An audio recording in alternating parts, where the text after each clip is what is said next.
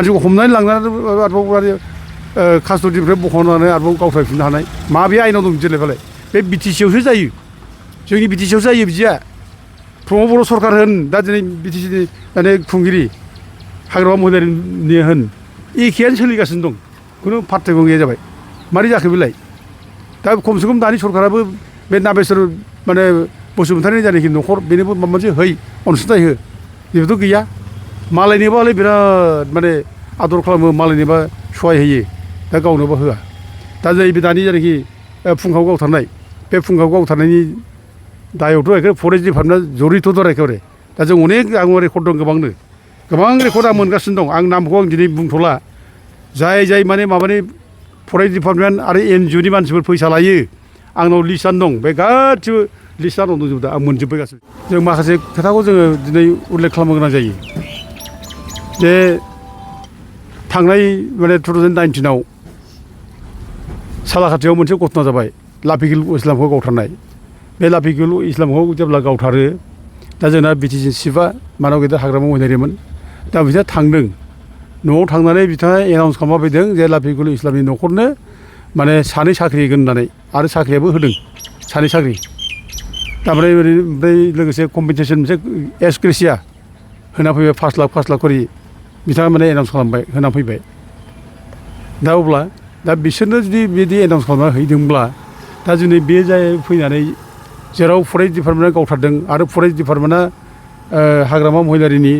बिटिसिनि आवथायाव गोलैयो बिसोरनि कन्ट्रलाव थायो बे खेथ्रआव दिनै गावनि डिपार्टमेन्टआ जुदि गावथारबायब्ला दा गाव फैनानै बेखौ खमसे खम सान्त्वना होफैनांगौ न'खराव बिनि बिसारखौ खालामनाय जागोन आरो दसेनो साजा होनाय जागोन बेखौ बुंफैनांगौमोन आरो लोगोसे बे दुखुथिया न'खरनो आङो साख्रि होगोन बे खोथाखौ बुंनांगौमोन आङो बेनो एक्स ग्रेसिया आं कम्पेनसेसन होगोन बे बाथ्राखौ बुंफैनांगौमोन जेरै लाफिकुल इस्लामखौ माने सहाय होदों बिनि न'खरनो जेरै सहाय होदों बे जानांगौमोन खिन्थु जेबो बुंफैयाखिसै जेबो गैया खबर गैया बे दुखुनांथाव जायो आरोखि बे मोनसे एग्जाम्पोल मख'थावथाव बाथ्रा जाबाय बियो आरो बेखौ मख'गोन बयबो बुंगोन दानो बुंनो आरम्भ खालामबाय लाफिकुल इस्लामनो होदों हनै जोंनि माने गावनि मानसिनोबा होआखै बे बाथ्रा दिनै फैगासिनो दं गावनिया जेबो नङा होननाय बायदि जाबाय गावनिया जेबो नङा जोंनियालाय मा जेबो नङा जों मालायखौ बोरै सन्थुस्ट' खालामनो हायो बेल' जोंनिखौ जों जेबो सिन्थाखौ लाया गुरुत्वखौनो खालामा बेनि अबस्था दा लाफिकुल इस्लामखौ गावथारनाय दायथ'आ सोरमोन सोर गावथारामोन फालाय बेखौ सोर रिक्स खालामनानै गावथारनायखौलाय बेथ' इनकुवारिबो जादों इनकुवारियावथ' रावखौ माने दाय होआखै रावखौ मोनाखै बे इनकुवारियाव खुनु रावनिबो माने नाम फैयाखै दा अब्ला जोङो माने बिटिसि सरकारा मानो उफुजासि थांनानै बेयाव माने साख्रि होनायनि बिबानखौ मानो लाखो दा हयरेस नैबे माबाना नैबे सरलपारानाथ' एखेबारे माइनावगुरिनाथ'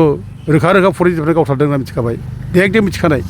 बे फरेस्ट डिपार्टमेन्टआ बिटिसिनि आन्दाराव थायो दा गथिखे बे हिसाबै माने बिटिसि चिफआ बेखौ दायथ' लानांगौमोन आं साख्रि होनोसै न'खराव बे भिक्टिम माने आइजोनो फुंखा महिलारिनि अनजालि बिसिनो आं साख्रि होनोसै आं एसे कम्पेनसेसन होनोसै बे बाथ्राथ' फैनांगौमोन बे फैयाखिसै दुखुनांथाव बे मख'जाबाय थागोन बिदिजों खिन्थु बे रोखोम जायोब्ला दा बिदि खालामाखिसै आरो गोबां दिनै जोंनि गेजेराव गोबां जाथाय जागासिनो दं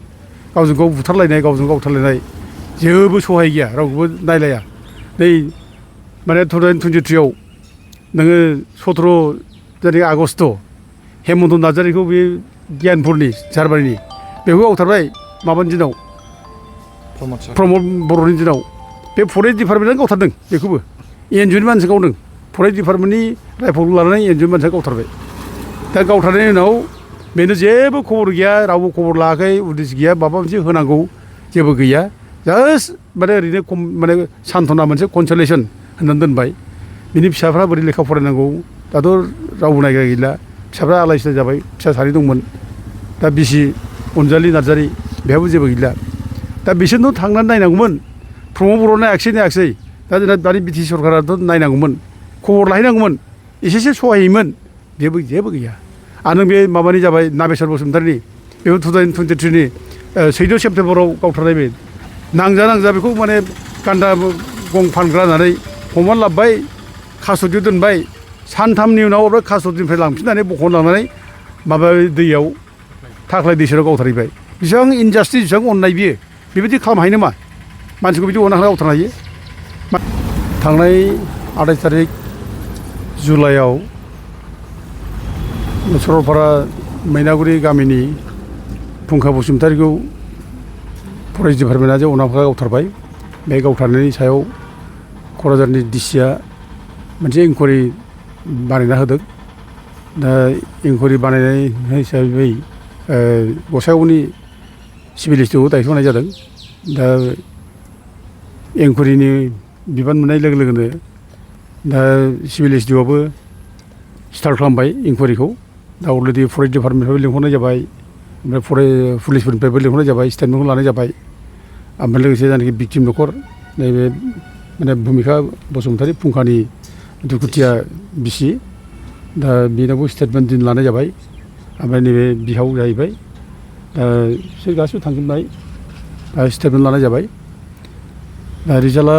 मा फैयो जों नेनांसिगोन दा मथा मथि जों लुबैदों न्यायखौ होनांगौ न्यायआ मोननांगौ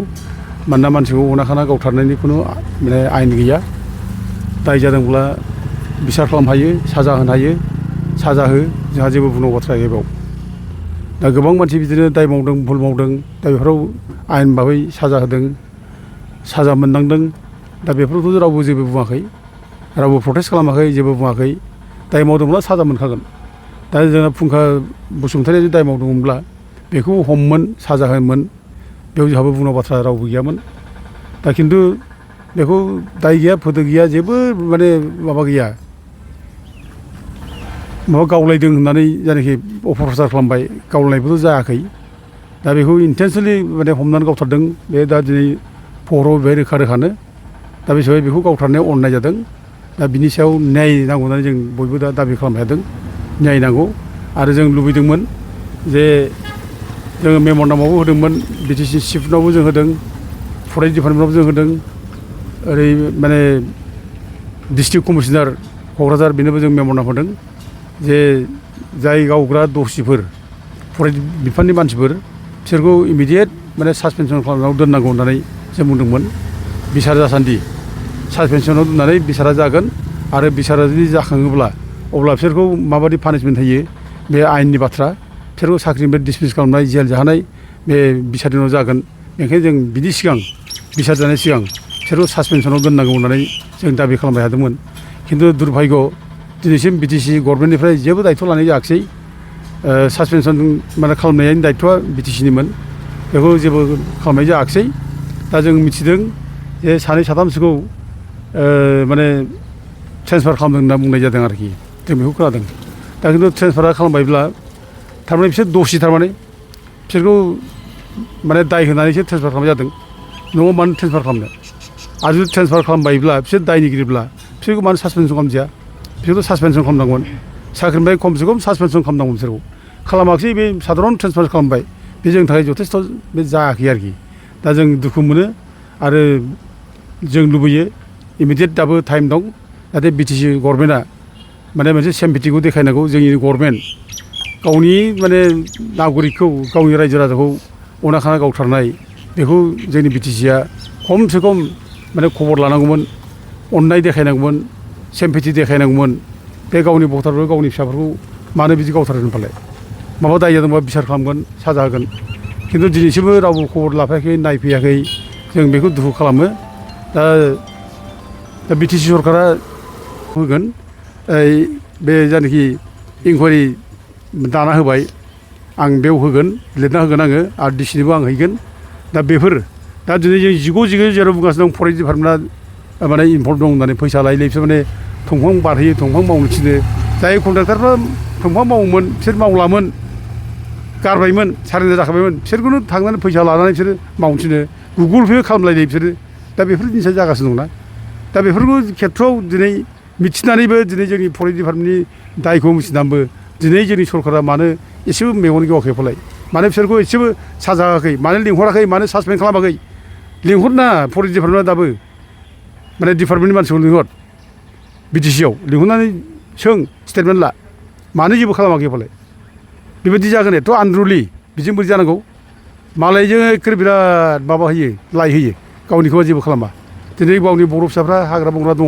रायजो जानाय दं बिसोरखौबा एखेबारे सिगिबाय थायो सामफ्रामबो होखारनो न' बां सावनो आयेनावबो गैया माबाबो गैया आयेनखौ फल' खालामा होखारनो न' बां सावनो सिगिबाय थायो ओजों डिपार्टमेन्टआ ओमफ्राय फैसाबो लायबाय थायो दा बेबादि मोनसे सासन जागोन नामा बे मोनसे कनक्रिट डिसिसनाव फै जोंनो आयेन होखादों माने फरेस्ट राइट्स एक्ट 2006नि बे एक्टखौ बाहायना जोंथ' बुंगासिनो दं मानो बाहायाखै फालाय गावनि फिसाफोरखौल' सिगिबाय थायो दिनै बे हाग्रा ओनसोलाव माराय बिराद हाबनानै थाफैजोब्बाय बिसोर सेस हाग्रायाव दानग्लुंजोब्बाय बिसोरबो जेबो बुङा बिसोर फंसे जेबो बुंनो हाया गुलि गावनायाथ' बाथो फंसे खोथा बुंनो हाया होखानाय बाथ्राथ' बाथो जेबो बुंनो हाया होमब्ला मा जागोन बिसोरखौ जेबो माबाखौनो खालामा जोंनि मानसिखौल' सिगिबाय थायो गावथारनो नागिरबाय थायो बुथारनो नागिरबाय थायो होखारनो नागिरबाय थायो बोरै जागोन लासिं सिं हनै एखेबारे मानसिया अथार जाबाय मानसि बुथारजाबाय जा मालाय माने बाहेरानि मानसि फैनानै जोंनि कन्ट्राक्टारखौ बे सिखोना जोहोलावखौ नायगा अना खाना बुथारबाय मा मोनखो मा खालामाखो जेबोथ' खालामाखै बोरो आरो नों बै रुनिकाटा अफिसखौ गाग्लोबबाय सिलाय बानथिंलायनानै रोगा रोगा थांबाय